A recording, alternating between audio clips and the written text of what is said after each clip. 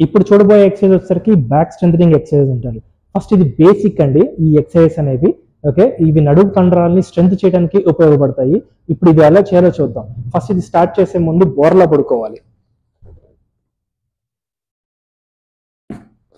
So ఈ విధంగా బోర్లా పడుకొని ఓకే, ఫస్ట్ చేతులు రెండు గాల్లోకి పైకెత్తి నిలబెట్టి తర్వాత ఛాతి పైకెత్తాలండి.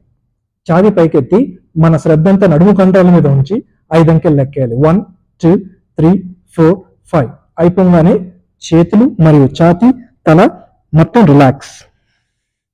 మరొకసారి చూద్దాము. ఫస్ట్ చేతులు పైకెత్తి తర్వాత ఛాతి పైకెత్తి తల కిందకి చూస్తూ ఈ విధంగా 5 అంకెలు 1 2 3 4 5 అయిపోగానే రిలాక్స్. ఓకే, అలాగే కాలు యొక్క తుంటి భాగం నుంచి నిటారుగా పైకి లిఫ్ట్ చేయండి 20 నుంచి 30 డిగ్రీల యాంగిల్లో. హోల్డ్ 1 2 3 4 5. ఈ ఎక్సర్సైజ్ ఎప్పుడు మన యొక్క శ్రద్ధ ఈ తుంటి భాగాన్ని ఉండాలి. అయిపోగానే దించేయండి. మళ్ళీ ఇది కూడా అంతే. లిఫ్ట్ హోల్డ్ 1 2 3 4 5 అయిపోగానే దించేయండి.